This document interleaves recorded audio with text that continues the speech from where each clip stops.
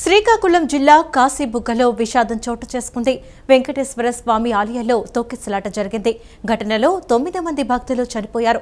మృతుల్లో 8 మంది మహిళలు, ఒక బాలుడు ఉన్నారు. పలువురు భక్తులు స్పృహ తప్పి పడిపోయారు. వారిని కాశీబుగ్గలోని ఆసుపత్రికి తరలించారు. శ్రీకాకుళం జిల్లా కాశీబుగ్గ చిన్న తిరుపతిగా పేరొందిన విజయ వెంకటేశ్వర స్వామి ఆలయానికి ఏకాదశి సందర్భంగా భారీగా భక్తులు వచ్చారు. ఈ కార్యక్రమంలో తొక్కిసలాట జరగడంతో 7 భక్తులు చనిపోయారు. ఆసుపత్రిలో చికిత్స పొందుతూ మరో 2 మృతి చెందారు. తొక్కిసలాటలో 13 మందికి గాయాలు కాగా వారికి ఆసుపత్రిలో చికిత్స అందిస్తున్నారు. పలాస ఆసుపత్రిలో ఉన్నవారిలో 3 పరిస్థితి విషమంగా ఉంది. కాశీబుగ్గ ఆలయ తొక్కిసలాట ఘటనపై ప్రభుత్వం వివరణ ఇచ్చింది. ఆలయానికి 15,000 మంది భక్తులు వచ్చారని అధికారులు తెలిపారు. ప్రతి వారం 1,500 నుంచి 2,000 మంది భక్తులు దర్శనం కోసం వస్తారని హోంమంత్రి అనిత తెలిపారు. ఆలయం మొదటి అంతస్తులో ఉంటుందని అన్నారు. 20 మెట్లు ఎక్కి పైకి వెళ్లే క్రమంలో రైలింగ్ ఊడి పడిపోయిందని చెప్పారు. రైలింగ్ పడిపోవడంతో ఒకరిపై ఒకరు పడి తొక్కిసలాట జరిగిందని, తొక్కిసలాటలో భక్తులు మృతి చెందడం బాధాకరమని అనిత పేర్కొన్నారు. తొక్కిసలాట ఘటనపై సమగ్ర విచారణకు ఆదేశించినట్లు చెప్పారు. గాయపడిన వారికి ప్రాణాపాయం లేదని తెలుస్తోందని హోంమంత్రి అన్నారు. ఆలయ నిర్వాహకుడు హరిముకుంద్ పండాను కలెక్టర్ ఎస్పీని పిలిపించారు. ఆలయంలో హరిముకుంద్ పండా నుంచి వివరాలు సేకరించారు. చాలా దురదృష్టకర సంఘటన ఈరోజు శ్రీకాకుళం జిల్లా కాశీబుగ్గ వెంకటేశ్వర స్వామి ఆలయంలో జరిగిన సంఘటన. దురదృష్టవశాత్తు సుమారుగా 7 మహిళలు తొక్కిసలాట్లో చనిపోవటం అనేది నిజంగా చాలా విచారించదగ్గ విషయం. చాలా దురదృష్టంగా భావించాలి. ఏదైతే కాశీబుగ్గ వెంకటేశ్వర స్వామి ఆలయం ఉన్నదో అది ఒక ప్రైవేట్ ఆలయం. అది దానికి సంబంధించి 4 నెలల క్రితం అది ఓపెన్ అయిందని కూడా లోకల్ ఎమ్మెల్యే గారు కూడా చెప్పడం జరిగింది.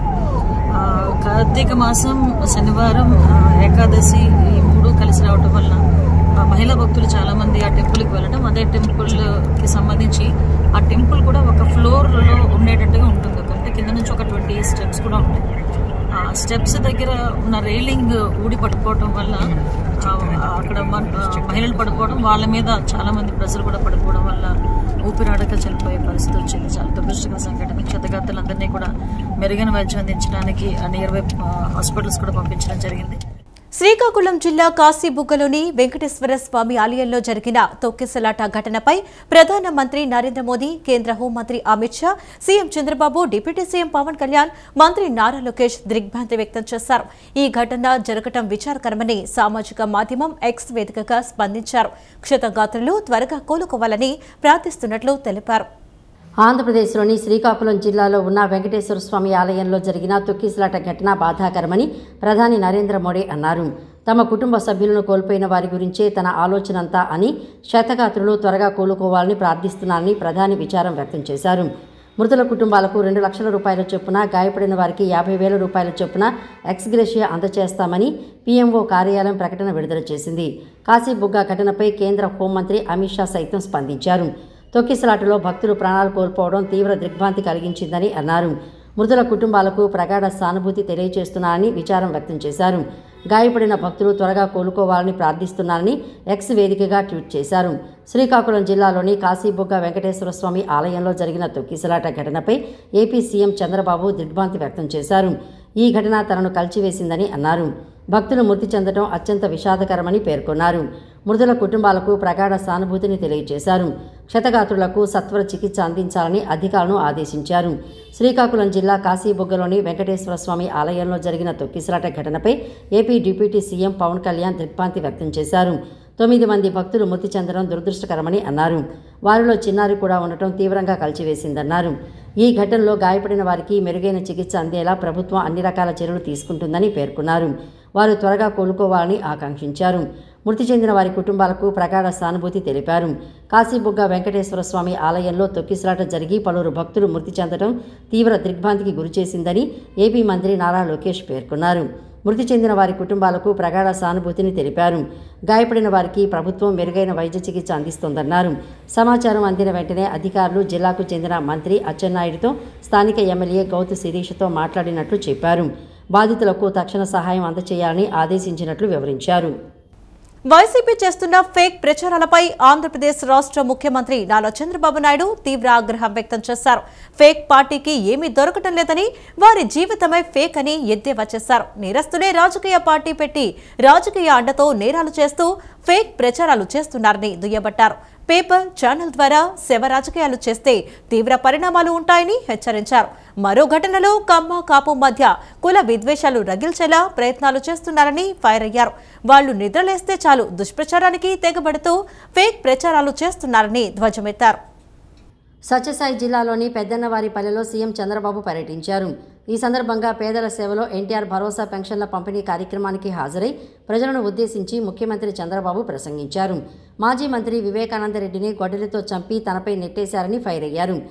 రాయలసీమ ఫ్యాక్షన్ను హైదరాబాదులో మత విద్వేషాలు నక్సల్ సమస్యను అణిచివేశానని గుర్తు చేశారు. అందుకే నక్సల్స్ అలిపిరిలో తనపై క్లెమోమైన్స్ పేల్చారని చెప్పుకొచ్చారు. నేరస్తులే రాజకీయ పార్టీ పెట్టి రాజకీయ అండతో నేరాలు చేస్తూ ఫేక్ ప్రచారాలు చేస్తున్నారని దుయ్యబట్టారు. కర్నూలులో బస్సు దగ్ధం ఘటన జరిగితే అందులోనూ ఫేక్ ప్రచారాలకు తెరతీశారని ఫైర్ అయ్యారు. ఆంధ్రప్రదేశ్కు చెందిన వ్యక్తి ఒడిశాలో బస్సు రిజిస్ట్రేషన్ చేసి హైదరాబాద్ నుంచి బెంగళూరు మధ్య నడుపుతున్నారని తెలిపారు. ఏపీలో ప్రమాదం జరిగితే దానిపై కూడా ఫేక్ ప్రచారం చేస్తున్నారని మండిపడ్డారు. ఇలాంటి ఫేక్ వ్యక్తులు దుష్ప్రచారం చేస్తుంటే ప్రతిరోజు చెప్పుకోవాలా అని ఆగ్రహించారు.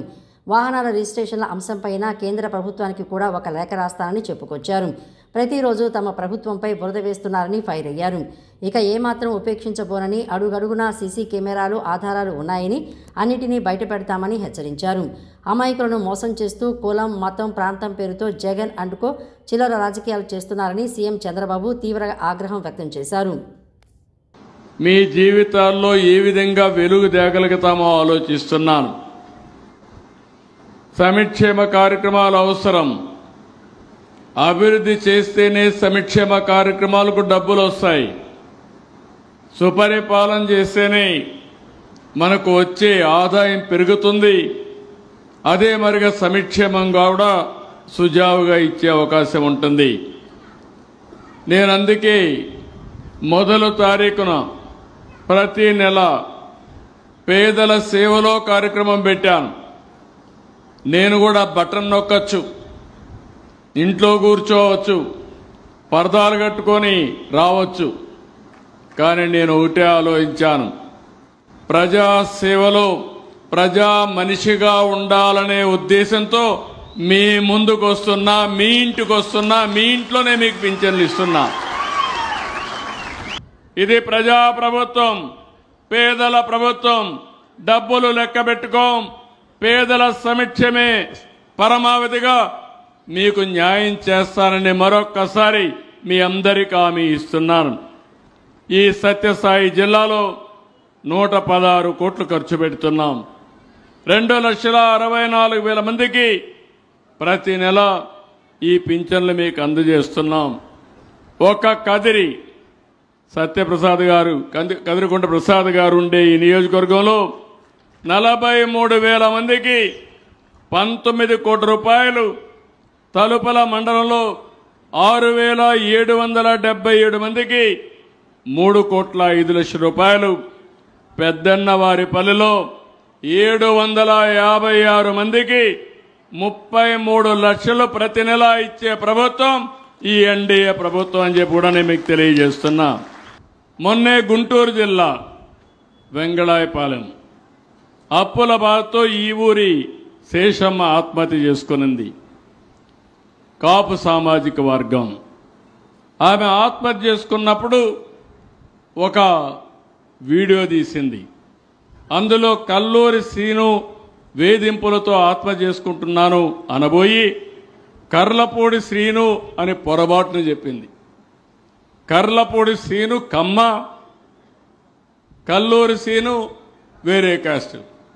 అంటే ఇది వేసి కమ్మ కాపు మధ్య వైమస్యాలు తెచ్చి కుల విద్వేషాలు రగిల్చాలని ప్రయత్నం చేశారంటే ఈ ఫేక్ పీపుల్ని ఏమనాలి నాకైతే అర్థం కావడంలా. సాక్షాత్తు ఆమె భర్తే బయట వచ్చి ఇది తప్పుడు వార్తను ఆయన ఖండించే పరిస్థితి తీసుకొచ్చారు. సైక్లోన్ హ్యాండిల్ చేయాలి, తుఫాన్ హ్యాండిల్ చేయాలి, మీ బాగోగులు చూయాలి. వీళ్ళు నిద్రలేసే వారంలో ఈ 2-3 మీరు చూశారు. ఇలాంటి 1-2 కాదు. సైక్లోన్ వస్తే ఆ సైక్లోన్ నా వల్ల వచ్చిందంట. అంటే ఒక పద్ధతి లేని రాజకీయాలు. ఏదంటే అది రాసేస్తారు. మనం బురద వేస్తే మనం బురద తుడుచుకోవాలి. ఎంత వాషింగ్ మెషిన్లో పెట్టి క్లీన్ చేసుకున్నా బురద కనపడస్తానే ఉంటుంది. అవునా కాదా తమ్ముళ్ళు? అంటే మనం బురద వేయించుకోవాలనా? అంటే ఏమనుకుంటున్నారు వీళ్ళు? నాకైతే అర్థం కాల. అందుకే చెప్తున్నా, మీ కుట్రలు జాగవు. ఇది వివేకానంద రెడ్డి మర్డర్ అయిన తర్వాత ఏమరపాటు చేశాం. కోడికత్తి డ్రామా ఆడి ఆరో సానుభూతి సంపాదించావు. అదే మరి గులకరాయి డ్రామా ఆడావు. ఇంకా డ్రామాల కథ లేదు. సాక్ష్యాధారాలతో సహా టెక్నాలజీ పెట్టా, పదును పెట్టా. నువ్వు నేరం చేయాలంటే నేరస్తుడిని నేరుగా పట్టుకొని అక్కడనే ఫినిష్ చేస్తాం తప్ప వదిలిపెట్టే సమస్య లేదు. మోంతా తుఫాన్ను టీమ్ స్పిరిట్ తో సమర్థవంతంగా ఎదుర్కొన్నామని, ఇకపైనా ఇదే స్ఫూర్తి కొనసాగించాలని సీఎం చంద్రబాబు పిలుపునిచ్చారు. ఈ సైక్లోన్ అనుభవాన్ని మున్ముందు విపత్తుల కార్యాచరణ కోసం మాన్యువల్ గా రూపొందించామని అన్నారు. సాంకేతికతను ఉపయోగించి ప్రమాద శాతాన్ని తగ్గించగలిగామని సీఎం పేర్కొన్నారు. మొంతా తుఫాన్ను టీమ్ స్పిరిట్తో సమర్థవంతంగా ఎదుర్కొన్నామని, ఇకపైనా ఇదే స్ఫూర్తి కొనసాగించాలని సైక్లోన్ మొంతా ఫైటర్ల అభినందన కార్యక్రమంలో ముఖ్యమంత్రి నారా చంద్రబాబు నాయుడు అన్నారు. శనివారం క్యాంపు కార్యాలయంలో మొంతా తుఫాన్ సమయంలో విశేష ప్రతిభ కనపరిచిన 137 మందికి మెమోంటోలు, సర్టిఫికెట్లను సీఎం అందించారు. ప్రతి సంక్షోభం మనకు ఒక అవకాశం. ఈసారి తుఫాన్ నష్టాన్ని తగ్గించగలిగిన రాష్ట్రంలోని ప్రతి ఒక్కరికి ప్రజలందరి తరపున ధన్యవాదాలు తెలియజేస్తున్నానని అన్నారు. ప్రభుత్వ యంత్రాంగం, ప్రజాప్రతినిధులు సమన్వయంతో అద్భుతంగా పనిచేశారని కితాబునిచ్చారు. ఈ సైక్లోన్ అనుభవాన్ని మున్ముందు విపత్తుల కార్యాచరణ కోసం మాన్యువల్గా రూపొందిద్దామని అన్నారు. ఎన్డీఏ కూటమి ప్రభుత్వం అందరినీ సమన్వయపరుచుకుంటూ ముందుకెళ్తుందనే దానికి ఫలితంగానే మొంతా తుఫాన్ నష్టాన్ని తగ్గించగలిగామని ముఖ్యమంత్రి అన్నారు. రాష్ట్రానికి 2 సమస్యలు ఉన్నాయని, ఒకటి రాయలసీమకు కరువు, రెండవది కోస్తాంధ్రకు తుఫాన్లు అని అన్నారు. సమర్థ నీటి నిర్వహణతో, ప్రాజెక్టుల నిర్వహణతో ఈరోజు రాయలసీమలో కరువు అనేది లేకుండా చేశామని, గతంలో హారికేన్ వచ్చిందని, ఉభయ గోదావరి జిల్లాలో అప్పుడు వారం నుంచి 10 రోజుల్లో సాధారణ పరిస్థితులు తీసుకురాగలిగామని అన్నారు. ఈసారి మొంతా తుఫాన్ ఎదుర్కొనేందుకు ప్రతిభ కనపరిచే అధికారులతో ఒక టీమును సిద్ధం చేశామని వివరించారు. వారంతా అద్భుతంగా పనిచేశారని, వారికి టెక్నాలజీ సపోర్ట్ ఇచ్చామని పేర్కొన్నారు. ఆర్టిఫిషియల్ ఇంటెలిజెన్స్ మోడల్స్ ద్వారా తుఫాన్ను సమర్థవంతంగా ఎదుర్కొన్నామని, monitoring, alert mechanism, rescue mechanism, rehabilitation, normalcy ఇలా 5 పాయింట్ల ఫార్ములా అనుసరించి నష్టాన్ని తగ్గించామని అన్నారు. అవేర్ 2.0 వ్యవస్థతో ఎప్పటికప్పుడు పరిస్థితిని సమీక్షించి రియల్ టైంలోనే హెచ్చరికలు పంపించామని, వర్ష ప్రభావం, గాలులు తీవ్రత ఇలా అన్నింటినీ టెక్నాలజీతో పర్యవేక్షించి ముందస్తు జాగ్రత్తలు, హెచ్చరికలు చేశామని తెలిపారు. అతిపెద్ద తుఫాను నుంచి వీలైనంత వరకు ఆస్తి, ప్రాణ నష్టం జరగకుండా చూశామని ముఖ్యమంత్రి అన్నారు. డ్రోన్ల ద్వారా తుఫాన్లో చిక్కుకున్న వారి ప్రాణాలు కూడా కాపాడామని చెప్పారు. రికార్డ్స్ అన్నీ ఆ రికార్డ్స్ చూస్తే నాకు చాలామంది ఉన్నారు. దాంట్లో ఒక 6-7 మందిని పికప్ చేసుకున్నాం. ఆ 6-7 మంది ఈరోజు పెద్ద అసెట్గా తయారయ్యే పరిస్థితి వచ్చారు. ఎందుకంటే యంగ్ బ్రెయిన్స్, ఐఐటి, ఐఐఎం, ఇప్పుడు పోలీసుల్లో ఐపీఎస్, ఐఏఎస్, కొంతమంది ఢిల్లీ యూనివర్సిటీలో ఎకనామిక్స్ చేశారు ఒకరు. ఇవన్నీ కూడా తీసుకొని భాస్కర్ గారికి కొంత ఇది చేస్తే వండర్ఫుల్ ఎక్సర్సైజ్ చేశాడు. మామూలు ఎక్సర్సైజ్ బాగా చేశాడు. సిఎస్ గారు కోఆర్డినేట్ చేశారు. ఫస్ట్ టైం ప్రివెంటివ్ మెజర్ కింద తీసుకున్నప్పుడు మీరు చూస్తే ఎంత బాగా చేశారంటే ఒక టీం కింద లాస్ట్ మైల్లో ఉండే సెక్రటరియట్లో ఉండే వ్యక్తుల్ని కదిలించి రియల్ టైంలో ఫిజికల్గా వాళ్ళు వెళ్ళారు. టెక్నాలజీ సపోర్ట్ ఇచ్చాం.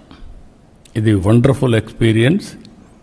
ఈరోజు ఇక్కడ మీరు చూస్తే ఒక 5 పాయింట్ ఫార్ములాతో ఈ తుఫాన్ని ఎదుర్కోవడానికి ముందుకు పోయాం.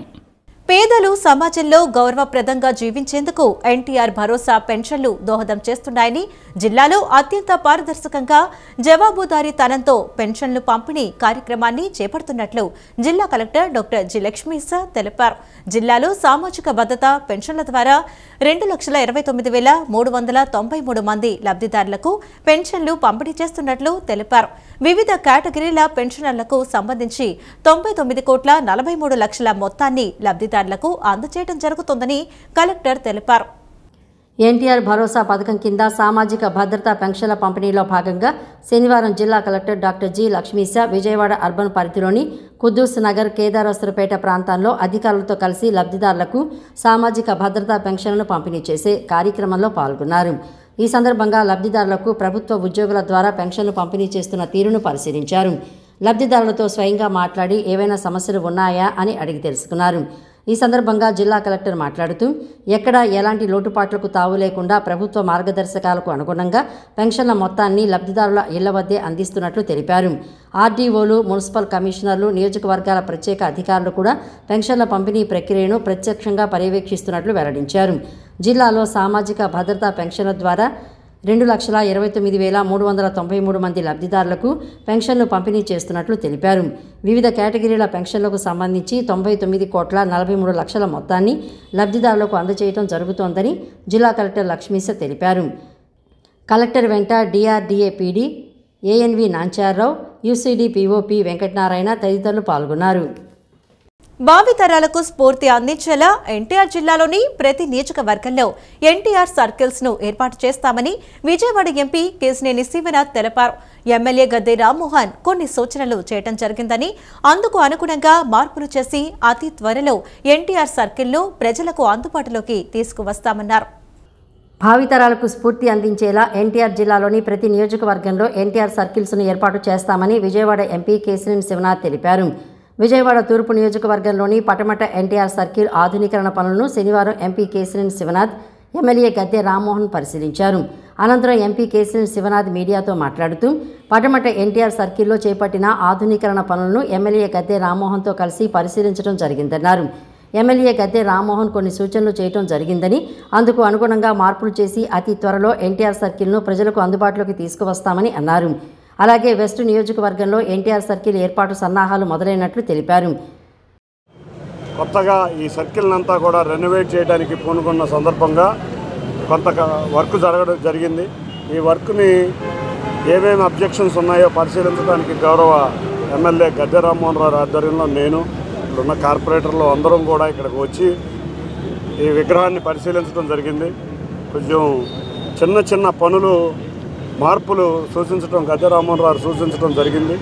వాటికి అనుగుణంగా మార్పులు చేసి అతి త్వరలో ఈ ఎన్టీఆర్ సర్కిల్లో అత్యంత ప్రతిష్టాత్మకమైన ఈ రామారావు గారి విగ్రహాన్ని చుట్టూ కూడా సుందరీకరణగా తయారు చేసి చక్కటి అన్నగారిని స్మరించుకునే విధంగా అందరం కూడా ఇక్కడ చాలామంది ఎన్నో కార్యక్రమాలు, ఇక్కడ పార్టీ ఏ కార్యక్రమం మొదలుపెట్టినా కూడా అన్నగారి విగ్రహం దగ్గర దండేసి కార్యక్రమాలు మొదలు పెడతాం. ఎమ్మెల్యే గద్దె రామ్మోహన్ మాట్లాడుతూ విజయవాడలో ఎన్టీఆర్ సర్కిల్ అంటే పటమట సెంటర్ మాత్రమే గుర్తుకు వస్తుందన్నారు. ఎన్టీఆర్ సర్కిల్తో పాటు ఎన్టీఆర్ విగ్రహానికి మరిన్ని హంగులు తీసుకువచ్చేందుకు ఒక డిజైన్ అప్రూవల్ చేయడం జరిగిందన్నారు. ఎటు నుంచి చూసినా ఎన్టీఆర్ విగ్రహం కనిపించే విధంగా ఆధునీకరణ పనులు చేపట్టడం జరిగిందన్నారు. ఈ ఆధునీకరణ పనులకు ఎంపీ కేశినేని శివనాథ్, కార్యకర్తలు ప్రజల అభిప్రాయాలను తీసుకుని తగిన విధంగా తీర్చిదిద్దడం జరుగుతుందన్నారు. ప్రజలందరికీ నచ్చే విధంగా ఎన్టీఆర్ సర్కిల్ను తీర్చిదిద్దుతామని చెప్పారు.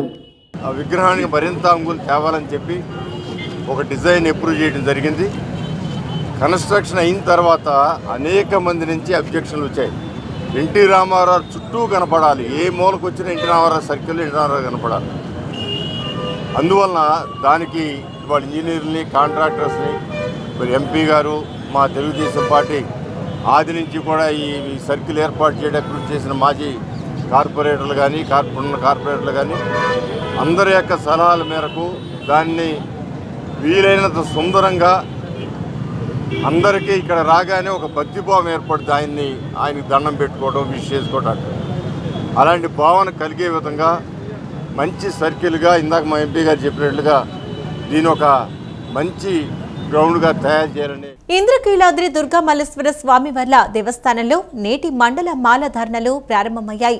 నవంబర్ 1 నుంచి నవంబర్ 5వ తేదీ వరకు 5 రోజుల పాటు జరగనున్న మాల ధారణలు జరగనున్నాయని వైదిక కమిటీ సభ్యులు విష్ణుబొట్ల శివప్రసాద్ శర్మ వెల్లడించారు. డిసెంబర్ 4వ తేదీ కలశ జ్యోతి ఉత్సవం ఉంటుందని, డిసెంబర్ 15వ తేదీన భవానీ దీక్ష విరమణలు పూర్తవుతాయని వెల్లడించారు. ఇంద్రకీలాద్రి దుర్గా మల్లేశ్వర స్వామి వార్ల దేవస్థానంలో నేటి మండలమాల ధారణలు ప్రారంభమయ్యాయి. దీంతో భవానీమాత దీక్ష కోసం భక్తులు భారీగా ఇంద్రకీలాద్రికి చేరుకున్నారు. గణపతి పూజ అనంతరం దీక్షాధారణలు ప్రారంభించిన స్థానాచార్యులు అర్చక స్వాముల పర్యవేక్షణలో భవానీమాల ధారణలు ప్రారంభమయ్యాయి. నవంబర్ 1 నుంచి నవంబర్ 5 వరకు 5 రోజుల పాటు జరగనున్న మాలాధారణలు జరగనున్నాయని అర్చక స్వాములు వెల్లడించారు. నవంబర్ 5వ తేదీతో దీక్షాధారణలు సమాప్తి అవుతాయని, నవంబర్ 21 నుంచి అర్ధమండల దీక్ష ప్రారంభమవుతుందని తెలిపారు. నవంబర్ 21 నుంచి నవంబర్ 2 వరకు 5 రోజులు అర్ధమండల మాలాధారణలు జరగనున్నాయని, నవంబర్ 25తో అర్ధమండల దీక్షాధారణల సమాప్తి అవుతుందని అర్చక స్వాములు తెలిపారు. డిసెంబర్ 4వ తేదీ కలశజ్యోతి ఉత్సవం ఉంటుందని, డిసెంబర్ 15వ తేదీన భవానీ దీక్ష విరమణలు పూర్తవుతాయని వెల్లడించారు. దీక్షా విరమణలు చేసే 5 రోజుల పాటు దేశం నలుమూలల నుంచి భారీగా భక్తులు వచ్చే అవకాశం ఉందని, ఈ మేరకు అన్ని ఏర్పాట్లు చేశామని ఆలయ చైర్మన్ బొర్రా రాధాకృష్ణ తెలిపారు. ఆ దుర్గా భవానీ సన్నిధిలో ఇవాళ భక్తులు భవానీ మాలాధారణ ప్రారంభమైంది. మరి ఇప్పుడే గణపతి పూజ అన్నీ కూడా అయిన తర్వాత ఇప్పుడు మన స్థానాచార్యులు కానీ మన అర్చక స్వాములు కానీ పర్యవేక్షణలో మరి ఈరోజు ఇక్కడ ఈ కార్యక్రమం అంతా కూడా జరుగుతుంది. మరి ఎంతోమంది భవానీలు అప్పటికే గంట ముందు నుంచి కూడా 2 గంటల నుంచి కూడా రావడం జరిగింది ఇక్కడ మాలాధారణ కోసం. ఇవాళే ప్రారంభం. మరి ఇవాళ నుంచి కొంతమంది భక్తులు ఆ అర్ధమాలా దీక్ష అంటే ఒక 20 రోజులు వేసుకుంటారు, లేకపోతే కొంతమంది 41 రోజు చేస్తారు. మరి మీకు తెలుసు ప్రతి సంవత్సరం కూడా ఈ మాలాధారణ కార్యక్రమం కానీ మరి ఆ తర్వాత డిసెంబర్ మరి డిసెంబర్ 15 పూర్తవుతుంది. ఆ తర్వాత 5 రోజులు మరి ఎక్కడెక్కడో ధారణ చేసిన వాళ్ళు కూడా మాలాధారణ చేసిన వాళ్ళు కూడా రాష్ట్రంలో కాకుండా ఇతర రాష్ట్రాల్లో కూడా చేసిన వాళ్ళు కూడా తండోపతండలుగా వస్తారు. మీకు తెలుసు మరి మనము దసరా ఉత్సవం ఎలా జరుపుకుంటున్నామో మరి అదే రీతిలో అంతకన్నా రష్గా ఆవేశంగా ఎక్కడెక్కడి నుంచో వాళ్ళు మరి కాళ్ళ నడకన నడుచుకుంటూ 100 కిలోమీటర్ల నుంచి వాళ్ళు మొక్కుకొని ఆ తల్లి ఆ శక్తి భవానీ దగ్గరికి రావడం జరుగుతుంది. మరి వాళ్ళందరికీ కూడా మేము అన్ని విధాల సిబ్బంది కానీ అందరూ అన్ని డిపార్ట్మెంట్లు కూడా వస్తాయి. అప్పుడు కూడా పోలీస్ డిపార్ట్మెంట్ కానీ మరి అలాగే మన రెవెన్యూ డిపార్ట్మెంట్ కానీ మళ్ళీ కార్పొరేషన్ కమిషనర్లు కానీ అందరూ కూడా మళ్ళీ మీటింగ్ జరుగుద్ది. 10 రోజుల్లో ఏ ఏర్పాట్లు చేయాలి ఏంటి అనేది ముందు 1-2 సార్లు జరుగుద్ది. మరి భారీ ఎత్తున ఈ కార్యక్రమం జరగబోతుంది. ఇవాళ అంకురార్పణ దానికోసం కలియుగంలో దుర్గానామం ఉచ్చరించడం వల్ల సకల దుర్గతులన్నీ కూడాను నివారణ అవుతాయి. అటువంటి మహాపుణ్యక్షేత్రం ఇంద్రకీలాద్రి మీద వెలసినటువంటి కనకదుర్గాదేవి. ఈ కనకదుర్గాదేవి ఆలయంలో లోక సంరక్షణార్థం అశేష భక్తజన వాహిని అందరికీ ముక్తి మోక్షం కోసం అని చెప్పని గత 40 సంవత్సరాల నుంచి కూడాను ఈ భవానీ మండల దీక్ష కార్యక్రమం ఏర్పాటు చేయడం జరిగింది. మరి ఆ రోజు 9 మందితో ప్రారంభం చేసినటువంటి మండల దీక్షలు ఈరోజు 9 లక్షలు నుంచి పైచులుకుగా మనకి అమ్మవారికి భక్తులు భవానీలో 40 రోజులు మండల దీక్ష తీసుకుని అనేక రాష్ట్రాల నుంచి కూడాను మన దగ్గరికి వచ్చి అమ్మవారి యొక్క దగ్గర మాలాధారణ విరమణ కార్యక్రమాలు చేయడం జరుగుతున్నది. ఈరోజు కార్తీక శుద్ధ ఏకాదశి, ఇవాళ నుంచి కార్తీక పూర్ణిమ వరకు 5 రోజుల పాటు పాంచాన్నికముగా ఈ మాలాధారణ కార్యక్రమాలు నిర్వర్తించడం జరుగుతుంది. ఎన్నికల ముందు ముఖ్యమంత్రి చంద్రబాబు చెప్పినట్లుగానే 3,000 రూపాయలు ఉన్న పెన్షన్లు 4,000 రూపాయలు చేయటమే కాకుండా ప్రతి నెల 1వ తేదీ ఉదయం 6 గంటలకే పింఛన్దారుల ఇళ్లకు వెళ్లి పెన్షన్లు అందిస్తున్నట్లు ప్రభుత్వ విప్ సెంట్రల్ నియోజకవర్గ ఎమ్మెల్యే బోండా ఉమామహేశ్వరరావు అన్నారు. ఎన్నికలకు ముందు ఇచ్చిన హామీలన్నీ కూటమి ప్రభుత్వం అమలు చేసిందని, సూపర్ 6 సూపర్ హిట్ అయిందని తెలిపారు.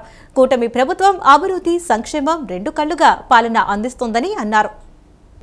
విజయవాడ సెంట్రల్ నియోజకవర్గంలోని 63వ division new Rajiv Nagar Rangabomma centre దగ్గర మరియు 62వ డివిజన్ ఎల్బీఎస్ నగర్ వికలాంగుల హాస్టల్ నందు వృద్ధులు, ఒంటరి మహిళలు, దివ్యాంగులకు ఎన్టీఆర్ భరోసా పెన్షన్ల పంపిణీ కార్యక్రమం నిర్వహించారు. ఈ కార్యక్రమంలో ప్రభుత్వ విప్ సెంట్రల్ నియోజకవర్గ ఎమ్మెల్యే బోండా ఉమామహేశ్వరరావు పాల్గొని లబ్ధిదారులకు పెన్షన్లు అందజేశారు. ముఖ్యమంత్రి సహాయ నిధి ద్వారా ఆర్జీ పెట్టుకున్న బంకా సుజాతకు 1.23 లక్షల రూపాయల చెక్కును అందజేశారు. స్థానికుల సమస్యలను అడిగి తెలుసుకున్నారు.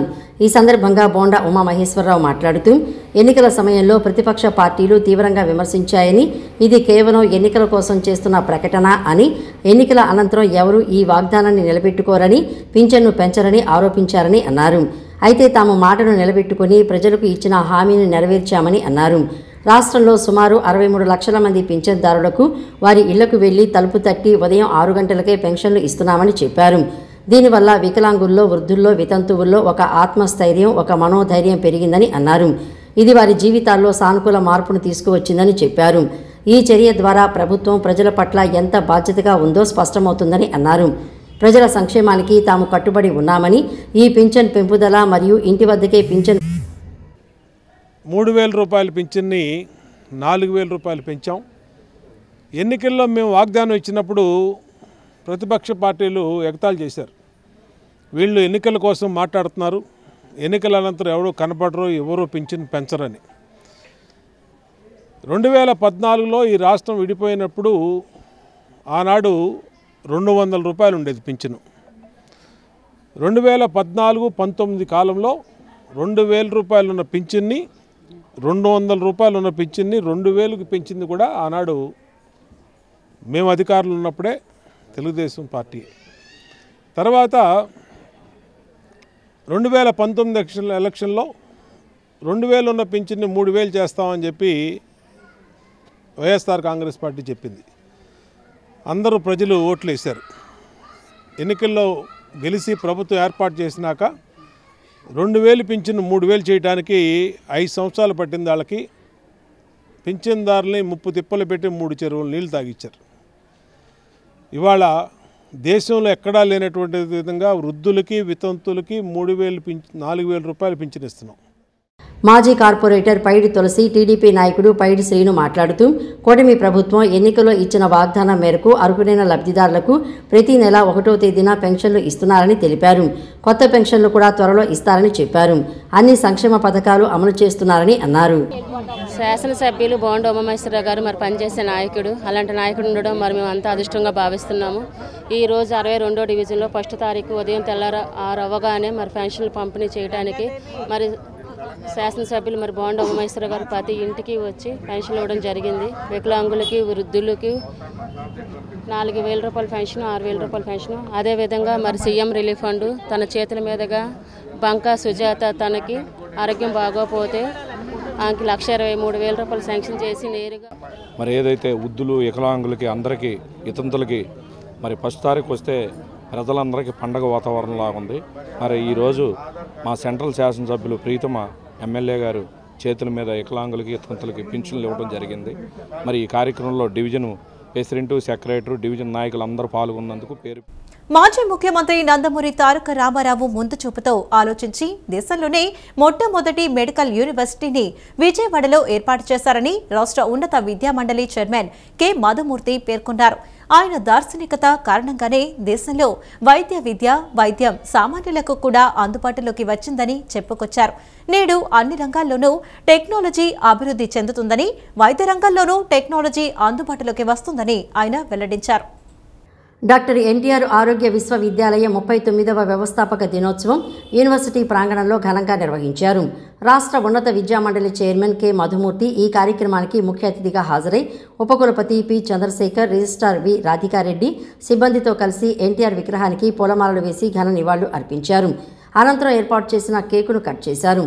ఈ సందర్భంగా కె మధుమూర్తి మాట్లాడుతూ అప్పటి ముఖ్యమంత్రి నందమూరి తారక రామారావు ముందు చూపుతో ఆలోచించి దేశంలోనే మొట్టమొదటి మెడికల్ యూనివర్సిటీని విజయవాడలో ఏర్పాటు చేశారని పేర్కొన్నారు. ఆయన స్ఫూర్తితో ఇతర రాష్ట్రాలు కూడా మెడికల్ యూనివర్సిటీలు ఏర్పాటు చేసుకున్నాయని అన్నారు. నేడు వైద్యులు ఇంతమంది రావడానికి, వైద్యం అందుబాటులో ఉండటానికి ఆయన చూపిన దర్శనికతే కారణమని అన్నారు.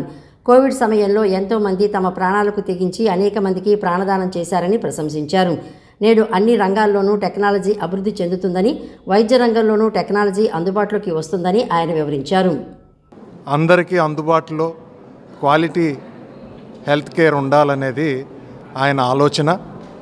ఆ దృక్పథంతో స్థాపించిన ఈ యూనివర్సిటీ, ఇటువంటి యూనివర్సిటీ అనేది ఇది మొట్టమొదటిది ఈ దేశం మొత్తాన. హెల్త్ సైన్సెస్కి సెపరేట్గా ఒక యూనివర్సిటీ స్పెషలైజ్డ్గా పెట్టడం అనేది అది ఒక్కటే కాదు, దీనిలో ఈ హెల్త్ సైన్సెస్ అందరికీ అందుబాటులో ఉండాలంటే అన్ని రకాల హెల్త్ సైన్సెస్ ఒక చెట్టు కింద ఉండాలనేది ఆయన ఆలోచన. దాంతో దీన్ని మరీ గట్టిపరచచ్చు, స్ట్రెంగ్త్ చేకూర్చొచ్చు అనే ఉద్దేశంతో ఇటువంటి ఇది ఏర్పాటు చేశారు యూనివర్సిటీ. ఈనాడు చూస్తుంటే రాష్ట్రంలో అదే దృక్పథం నడుస్తున్నట్లు కనపడుతుంది. ప్రతి జిల్లాలో ఒక కొత్త మెడికల్ కాలేజ్ రావడం, అందరికీ అందుబాటులోకి తీసుకెళ్ళడం హెల్త్ కేర్ అనేది చాలా గొప్ప ప్రయత్నం. అనంతరం ఉపకులపతి పి చంద్రశేఖర్ మాట్లాడుతూ దేశంలో వైద్య విశ్వవిద్యాలయాల్లో మొట్టమొదటిగాను అతి పెద్దదిగాను చరిత్రలో ఎన్టీఆర్ యూనివర్సిటీ నిలిచిందని అన్నారు. ప్రపంచవ్యాప్తంగా నిరంతరం వైద్య రంగంలో వస్తున్న మార్పులను అన్వయించుకుంటూ నాణ్యమైన, పారదర్శకమైన, సృజనాత్మకమైన విద్యను అందిస్తున్నట్లు వివరించారు. 554 కళాశాలలు, 160 నర్సింగ్ కళాశాలలు ఉన్నాయని, 40,000 మంది వైద్య విద్యను అభ్యసిస్తున్నారని వెల్లడించారు. మెడికల్ కాలేజెస్ ఉన్నాయి. అందులో 39 మెడికల్ కాలేజెస్, తర్వాత నర్సింగ్ కాలేజెస్ 260 నర్సింగ్ కాలేజెస్, అన్ని కాలేజెస్ కంపేర్ చేసుకుంటే ఆల్మోస్ట్ 40,000 40,000 వరకు స్టూడెంట్స్ అభ్యసిస్తున్నారు. ముఖ్యంగా ప్రధానంగా ఇక్కడికి వచ్చేసిన మధుమూర్తి గారికి, చైర్మన్ ఆఫ్ హైయర్ ఎడ్యుకేషన్కు ప్రత్యేకంగా ధన్యవాదాలు తెలుపుతున్నాను. ఎందుకంటే ప్రతి year this is 39th anniversary, next year కూడా 40 years of in a big way. So I thank the honourable CM in selecting me for as vice chancellor of doctor NTR health university. లంచం తీసుకోవడమే కాదు, ఇవ్వడం కూడా నేరమని ఏసీబీ డీఎస్పీ బి సుబ్బారావు స్పష్టం చేశారు. ప్రభుత్వ అధికారులు జవాబుదారీతనంతో పారదర్శకంగా విధులు నిర్వహించాలని, ప్రజల సమస్యలను గడువులుగా పరిష్కరించాలని సూచించారు. ఏదైనా సమస్య ఉంటే తమ దృష్టికి తేవాలని, ప్రభుత్వ అధికారి లంచం అడిగితే 1064కి కాల్ చేసి ఫిర్యాదు చేయవచ్చని అన్నారు. విజిలెన్స్ వారోత్సవాల సందర్భంగా మొగల్రాజ్పురం సిద్ధార్థ ఫార్మసీ కళాశాల సెమినార్ హాల్లో విజిలెన్స్ అవగాహన కార్యక్రమం నిర్వహించారు.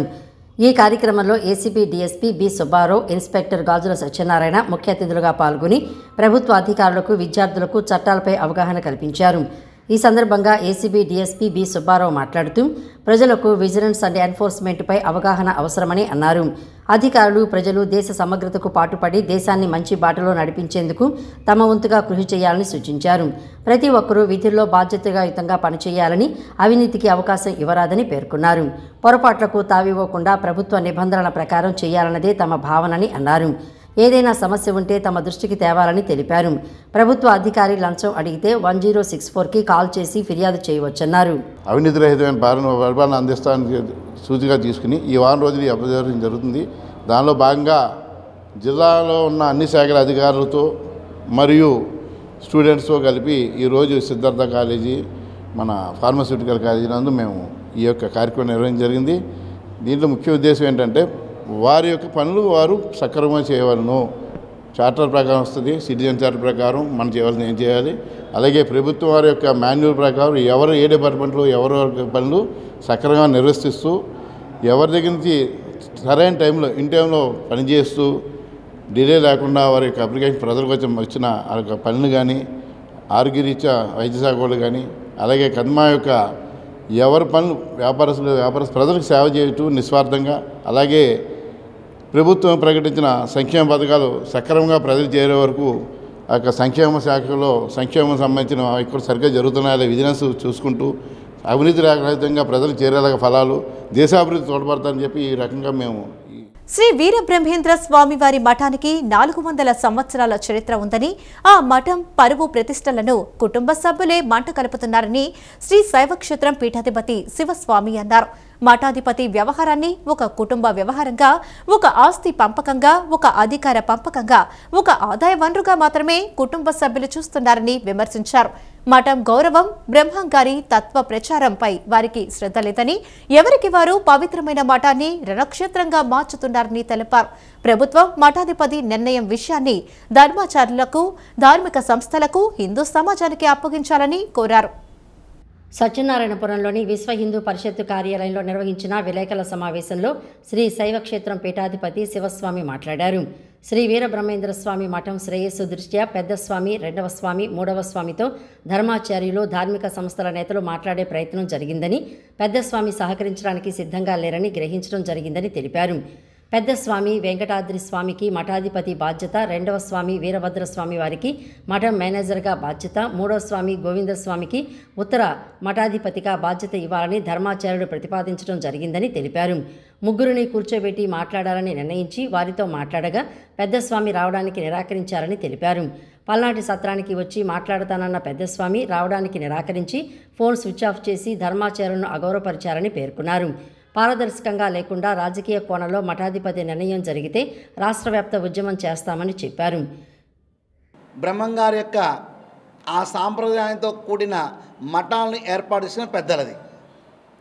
కానీ కాలక్రమేణా జరిగిన అనేక విషయాల్లో ఇది ఎక్కడా కూడా అంత ఆశాజనకంగా లేకుండా ఉంది.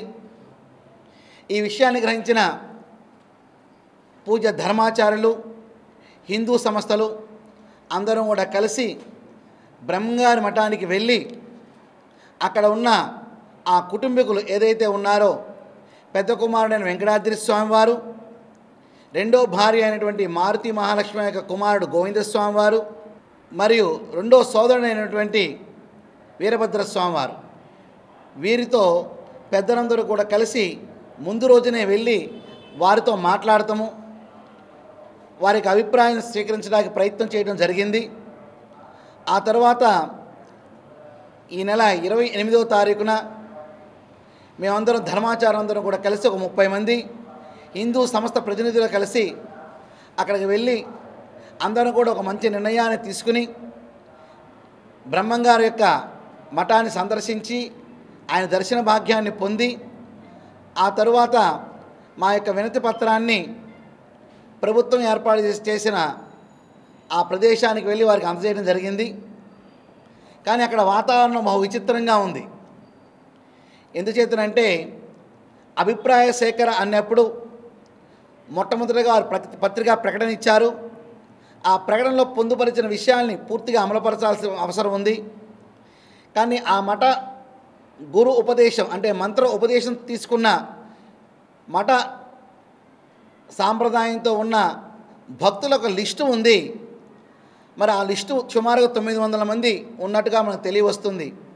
వారందరికీ కూడా ముందు వారితో సంప్రదించి వారికి ఒక టోకెన్ ఇష్యూ చేసి మీరు రండి మీ అభిప్రాయం తీసుకుని చెప్పాల్సింది పోయి అవన్నీ జరగలా. అక్కడ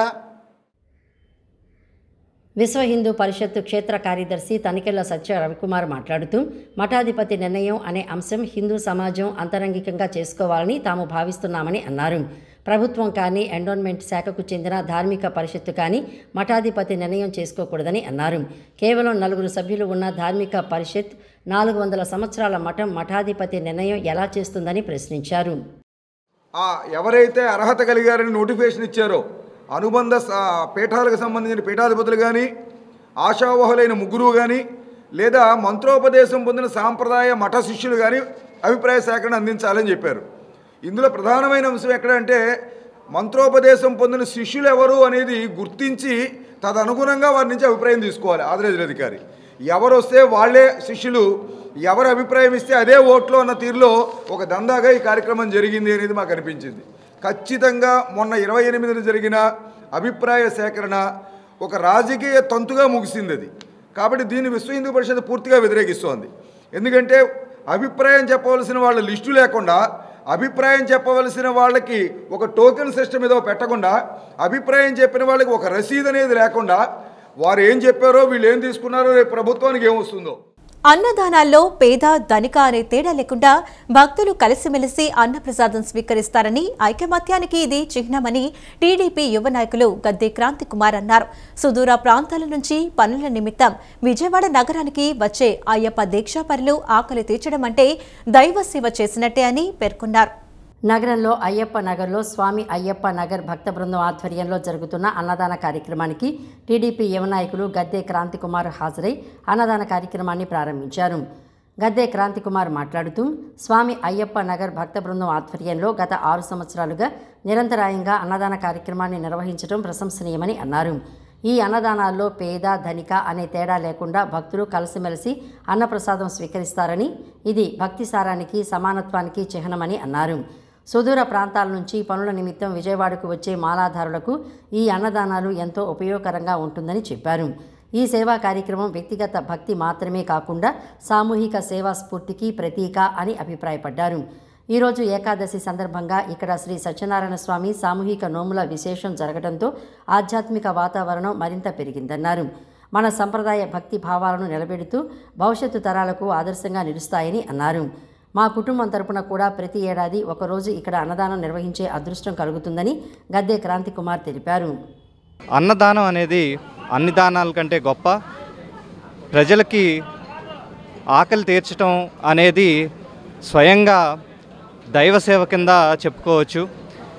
ఇక్కడ మనం విచ్చేసిన ప్రజలను చూస్తే పిల్లలు, పెద్దలు, ధనికులు, పేదలు అందరూ కలిసి కట్టుగా కూర్చుని ఒకచోట భోజనం చేయటం అనేది నిజంగా దైవస్ఫూర్తిని పెంపొందించటం. అలాగే మనం మన పిల్లలకి, భావి తరాలకి మన సాంప్రదాయాలు ముందుకు తీసుకెళ్లాలంటే ఇలాంటి కార్యక్రమాలు ఎన్నో చేయటం చాలా ఆనందంగా ఉంది. అలాగే ప్రతి సంవత్సరం కూడా మా కుటుంబానికి కూడా ఇక్కడ అన్నదానం చేకూర్చే అదృష్టం పొందటం నిజంగా ఎంతో ఆనందనీయం. గత 21 సంవత్సరాల నుంచి కూడా ఆర్చ్ కట్టినప్పుడు 2003లో ఆర్చ్ కట్టారు. చెనుబాటు బాసాల సహాయ సహకారాలతో ఆర్చ్ కట్టారు. అప్పటి నుంచి కూడా ఇవాళకి 22 సంవత్సరాలు ఆర్చ్ కట్టి 22 సంవత్సరాల నుంచి కూడా భజనా కార్యక్రమం, తర్వాత స్వామివారి జనవరి 14వ తారీఖు స్వామివారి యొక్క జ్యోతి దర్శనం, 2 సార్లు సంవత్సరానికి 2 సార్లు అత్యంత వైభవంగా ఆ కార్యక్రమం జరుగుతుంది. ఇది మొదలెట్టి ఈ సంవత్సరం 6వ సంవత్సరం. ఎంతో మంది త్యాగాల ఫలితంగా ఆంధ్రప్రదేశ్ రాష్ట్రం అవతరించిందని జనసేన రాష్ట్ర నాయకులు అమ్మిశెట్టి వాసు తెలిపారు. అమరజీవి పొట్టి శ్రీరాములు త్యాగాల ఫలితంగా ఆంధ్రప్రదేశ్ రాష్ట్రం ఏర్పడిందని పేర్కొన్నారు.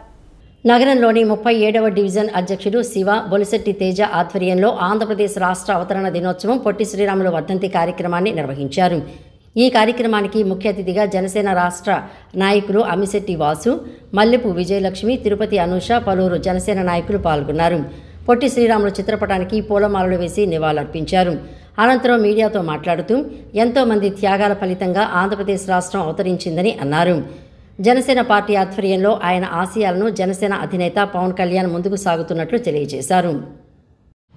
ప్రాణాన్ని సైతం ఇచ్చి మన ఆంధ్ర రాష్ట్రాన్ని తీసుకొచ్చినటువంటి పొట్టి శ్రీరాములు గారికి మేము ప్రగాఢ సానుభూతి తెలుపుతూ ఆయన ఆశయాన్ని మాలాంటి యువత ఎంతోమంది ద్వారా మరి జనసేన పార్టీ అధ్యక్షులు ఎప్పుడూ చెప్తూ ఉంటారు. ఆంధ్ర రాష్ట్రం దినోత్సవం జరుపుకుంటున్నామంటే ఈరోజు పొట్టి శ్రీరాములు గారు 58 రోజులు నిరాహార దీక్ష చేసి ఆయన ప్రాణాలు త్యాగం చేయబట్టి మనకి ఉమ్మడి ఆంధ్రప్రదేశ్ ఆంధ్ర రాష్ట్ర దినోత్సవం జరుపుకుంటున్నాం. కాబట్టి ఆయన స్ఫూర్తిని తీసుకొని మేము ముందుకెళ్తామని ఈరోజు ఆయన చనిపోయిన రోజు సందర్భంగా ఆయనకి ఘనమైన నివాళి జనసేన పార్టీ తరఫున ఇస్తూ మా పొలిశెట్టి తేజ ఆధ్వర్యంలో ఈరోజు పొలిశెట్టి శివ ఆధ్వర్యంలో ఈరోజు ఈ కార్యక్రమం జరుగుతోంది. దీనికి మా జనసేన పార్టీ నాయకులు, డివిజన్ అధ్యక్షులు, వేరే మహిళలు, అట్లాగే మల్లెపు విజయలక్ష్మి గారు, తిరుపతి అనుష గారు అందరూ కూడా రావటం, ఆయనకి నివాళులు అర్పించటం. పొట్టి శ్రీరాములు గారికి ఘనంగా నివాళులు అర్పించే కార్యక్రమాన్ని చేయడం జరిగింది. అందులో భాగంగా ఈరోజు అమ్మిశెట్టి వాసు గారు, అనేక మంది వీర మహిళలు, మరి కార్యకర్తలు, జనసేన కార్యకర్తలు ఈ కార్యక్రమంలో పాల్గొన్నారు. మరి పొట్టి శ్రీరాములు గారి ఆశయాల్ని జనసేన పార్టీ అధ్యక్షులు పవన్ కళ్యాణ్ గారు ఎప్పుడూ స్మరిస్తూ ఉంటారు. మరి మా అందరికి కూడా ఆయన దిశానిర్దేశం, మరి వారి యొక్క అడుగుజాడల్లో నడవమని మాకు ఎప్పుడు చెప్తూ ఉంటారు. మరి అదేవిధంగా ప్రజల్లోకి మరి పొట్టి శ్రీరాములు గారి యొక్క ఉద్దేశాలని, ఆశయాల్ని ముందుకు తీసుకెళ్తామని. రాష్ట్రంలో ఉన్న 143 బీసీ కులాలను అఖిల భారత ఓబీసీ సంక్షేమ సంఘంలో భాగస్వాములను చేస్తూ బీసీల ఐక్యతను, బీసీల సామాజిక, ఆర్థిక, రాజకీయ అభివృద్ధి కోసం నిర్దిష్టమైన ప్రణాళికతో సంఘం పనిచేస్తుందని ఆ సంఘం జాతీయ అధ్యక్షుడు అంగిరెకుల వరప్రసాద్ యాదవ్ అన్నారు. రాష్ట్రంలో 52% జనాభా కలిగిన బీసీల సమగ్ర అభివృద్ధికి కేంద్ర రాష్ట్ర ప్రభుత్వాలు చిత్తశుద్ధితో చర్యలు తీసుకోవాలని కోరారు. రాష్ట్రంలో ఎన్నికల నేపథ్యంలో కూటమి ప్రభుత్వం బీసీ వర్గాలకు ఇచ్చిన స్థానిక సంస్థల ఎన్నికల్లో 34% రిజర్వేషన్ల హామీని అమలు చేయడం కోసం రాజ్యాంగ సవరణ చేయాలని డిమాండ్ చేశారు. బీసీల జనగణన చేపట్టడానికి నిర్ణయం తీసుకున్నందుకు ప్రధాని నరేంద్ర మోడీకి, ముఖ్యమంత్రి చంద్రబాబుకు ధన్యవాదాలు తెలిపారు. అఖిల భారత ఓబీసీ సంక్షేమ సంఘం రాష్ట్ర జిల్లా కార్యదర్శుల నియామక పత్రాల ప్రధాన కార్యక్రమం సీతారాంపురంలోని సంఘం కార్యాలయంలో జరిగింది. సమావేశంలో నూతనంగా నియమితులైన రాష్ట్ర జిల్లా కార్యవర్గ సభ్యులకు జాతీయ అధ్యక్షులు అంగిరేకుల వరప్రసాద్ యాదవ్ నియామక పత్రాలను అందజేశారు. ఈ సందర్భంగా ఆయన మాట్లాడుతూ ఆంధ్రప్రదేశ్ రాష్ట్ర ఓబీసీ సంక్షేమ సంఘం కార్యనిర్వాహక అధ్యక్షులుగా చాటపత్తి బోసుబాబు, కొవ్వూరు నియోజకవర్గ కార్యదర్శిగా భాస్కర్రావు, ఎన్టీఆర్ జిల్లా కార్యదర్శిగా పి దుర్గాప్రసాద్, ఉపాధ్యక్షుడిగా కొండపల్లి తిరుపతిరావు, మహిళా విభాగం రాష్ట్ర ప్రధాన కార్యదర్శిగా రమాదేవిని నియమించినట్టు చెప్పారు. ఎన్నికల మేనిఫెస్టోలో ముఖ్యమంత్రి చంద్రబాబు నాయుడు ఇచ్చిన హామీలను అమలు చేయాలని కోరారు. బీసీల సమగ్ర అభివృద్ధికి ఒక ప్రత్యేక అసెంబ్లీ సమావేశాన్ని నిర్వహించాలని, స్థానిక సంస్థల్లో బీసీలకు 34% రిజర్వేషన్ అమలుపై బిల్లును ప్రవేశపెట్టి ఆమోదించాలన్నారు. బీసీల సామాజిక రక్షణ చట్టాన్ని ప్రవేశపెట్టి తక్షణమే అమలులోకి తీసుకురావాలని కోరారు. 63,000 ఎస్సీ, ఎస్టీ, బీసీ బ్యాక్లాగ్ పోస్టులను భర్తీ చేయాలని కోరారు. ఓబీసీ సంక్షేమ సంఘం ప్రధానంగా ఈ రాష్ట్రంలో రాష్ట్ర ముఖ్యమంత్రి గారికి స్పష్టంగా విజ్ఞప్తి చేస్తూ ఉన్నాం. ఏదైతే ఎన్నికల మేనిఫెస్టోలో ఇచ్చినట్టు 34% రిజర్వేషన్లు అమలు చేయడం కోసం జనాభా లెక్కల్లో సేకరణ అనంతరం ఈ రాష్ట్రంలో డెడికేటెడ్ కమిషన్ని వెంటనే ఏర్పాటు చేసే విధంగా చర్యలు తీసుకోవాలి. అదేవిధంగా బీసీల యొక్క సమగ్రమైనటువంటి అభివృద్ధి కోసం ప్రత్యేకంగా బీసీ అసెంబ్లీ సమావేశాన్ని, బీసీల యొక్క అభివృద్ధి కోసం ఓ ప్రత్యేకమైనటువంటి బీసీ అసెంబ్లీ సమావేశాలని నిర్వహించాలని ఈ సందర్భంగా ముఖ్యమంత్రి గారికి విజ్ఞప్తి చేస్తా ఉన్నాం. ఈ బీసీ అసెంబ్లీ సమావేశాల్లోనే బీసీలకు సంబంధించినటువంటి 34% రిజర్వేషన్లు దాని మీద ప్రత్యేకమైనటువంటి బిల్లును ప్రవేశపెట్టి ఆమోదించాలని. సంఘం జాతీయ మహిళా ప్రధాన కార్యదర్శి పెరుమాళ్ల పద్మజ యాదవ్ మాట్లాడుతూ మహిళలపై రోజురోజుకి దాడులు పెరుగుతున్నాయని, మహిళలకు రక్షణ చట్టాన్ని, బీసీ రక్షణ చట్టాన్ని ఏర్పాటు చేయాలని అన్నారు. బీసీ కుల గణన జరగాలని, బీసీ సెల్ ఏర్పాటు చేయాలని కోరారు. రక్షణ చట్టాన్ని ఏర్పాటు చేయండి. మహిళలకి రోజుకి అనేక దాడులు పెరిగిపోతున్నాయి కాబట్టి మహిళలకి ముఖ్యంగా మహిళా రక్షణ చట్టాన్ని ఏర్పాటు చేయాలని మేము మా మహిళా సంఘం తరపున తెలియజేస్తున్నాం. అంతేకాకుండా కులగణన జరగాలి. ఈరోజు నోరు లేని మూగజీవులకు కూడా, జంతువులకు కూడా లెక్కలు ఉన్నాయి. మన బీసీలకు ఎందుకు లెక్కలు లేకుండా ఉన్నాయి కాబట్టి మనం అందరం కూడా కలిసికట్టుగా పనిచేసామంటే మన హక్కుల్ని మనం సాధించుకోవచ్చు. అంతేకాకుండా ఈరోజు ఎస్టీలకు కూడా ఒక సెల్ అనేది ఏర్పాటు చేశారు. ఎందుకు బీసీలకు ఏర్పాటు చేయలేకపోతున్నారు? మేము ఒకటే అడుగుతున్నాం ప్రధానమంత్రి గారిని, మాకు రేపు రాబోయే ఎలక్షన్కు ముందు మాకు రక్షణ చట్టాన్ని ఏర్పాటు చేయాలి. సంఘం రాష్ట్ర కార్యనిర్వాహక అధ్యక్షుడు బోసుబాబు మాట్లాడుతూ రాష్ట్రంలో ఓబీసీల హక్కుల కోసం కలిసికట్టుగా పోరాడదామని చెప్పారు. శ్రీ అంగిరేకుల వరప్రసాద్ గారి యాదవ్ గారి అధ్యక్షతన వారి కమిటీలో ఈరోజు ఆంధ్రప్రదేశ్ రాష్ట్ర ఓబీసీ సంక్షేమ సంఘం రాష్ట్ర వర్కింగ్ ప్రెసిడెంట్గా నాకు అవకాశం ఇచ్చినందుకు వారికి కృతజ్ఞతలు తెలియజేస్తూ, అదేవిధంగా ఆంధ్రప్రదేశ్ రాష్ట్రంలో ఓబీసీల హక్కుల కోసం మేమందరం కలిసికట్టుగా పనిచేస్తామని. జపమాల ప్రార్థన అనేది యేసుక్రీస్తు జీవితానికి సంబంధించిన వివిధ రహస్యాలను ధ్యానించే ప్రార్థన అని బెజోనిపేట ఆర్సీఎం చర్చ్ విచారణ గురువులు గువ్వల బాలరాజు సహాయ గురువు ఫాదర్ చిన్నాపత్తిని సౌరిలు తెలిపారు. ప్రతి ఒక్కరూ మరియమాత వలె పవిత్రతతో జీవించాలని సూచించారు. పెజ్జోనిపేట మరియమాత మోక్షారోపణ దేవాలయంలో జపమాల మాత పూజిత మాసం ముగింపు ప్రార్థనలు భక్తి శ్రద్ధలతో నిర్వహించారు. ఈ సందర్భంగా విచారణ గురువులు గువ్వల బాలరాజు మాట్లాడుతూ జపమాల ప్రార్థన అనేది యేసుక్రీస్తు జీవితానికి సంబంధించిన వివిధ రహస్యాలను ధ్యానించే ప్రార్థన అని చెప్పారు. జపమాల ద్వారా భక్తులు మరియమాతతో ఒక వ్యక్తిగత బంధాన్ని ఏర్పరచుకుంటారని తెలిపారు. ఆమెను తమ తల్లిగా భావిస్తూ ఆమెను మార్గదర్శకురాలిగా స్వీకరిస్తారని వివరించారు. జపమాల భక్తి మార్గంలో మరింత లోతుగా వెళ్ళడానికి సహాయపడుతుందన్నారు. మరియమాత ద్వారా ప్రార్థనలు చేయటం వల్ల భక్తులు యేసు ప్రభువుకు దగ్గరయ్యే మార్గాన్ని కనుగొంటారని చెప్పారు. జపమాల చెప్పడం అనేది మరియ తల్లి పట్ల భక్తికి ఒక నిదర్శనమని తెలిపారు. జపమాల అనేది కేవలం పూసలను లెక్కించడమే కాదని అది క్రీస్తు జీవితాన్ని లోతుగా ధ్యానించడానికి, మరియ తల్లితో ఉన్న బంధాన్ని బలోపేతం చేసుకోవడానికి, దేవునితో మరింత అనుబంధం ఏర్పరచుకోవడానికి ఒక శక్తివంతమైన ఆధ్యాత్మిక సాధనం అని వివరించారు. ప్రతి ఏడాది అక్టోబర్ మాసంలో జపమాల మాత పూజిత మాసంగా తమ విచారణ ప్రార్థనలో నిర్వహిస్తామని చెప్పారు. ప్రతి ఒక్కరూ మరియమాత వలె పవిత్రతతో జీవించాలని సూచించారు.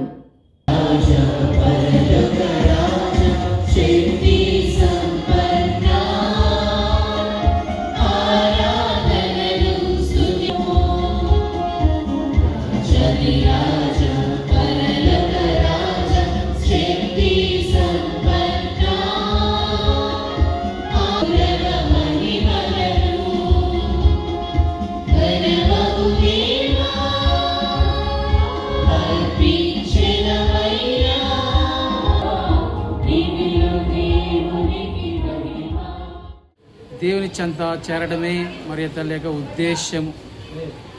దేవుని యొక్క ప్రజలందరూ కూడా ఆమె వలె పవిత్రతతో జీవిస్తూ అందరము కూడా దేవునిలో ఐక్యమవడము, దేవుని యొక్క పవిత్రతలో మనం నడుచుకోవడము, దేవుడు చేసినట్టు విధంగా యేసుక్రీస్తు సేవలు చేసిన విధంగా మనము అనుదిన జీవితంలో ప్రతి ఒక్కరము సేవా సహాయాలను అందించుకుంటూ దేవుని యొక్క సాక్షులుగా నిలబడమే ఆమె యొక్క ఉద్దేశం.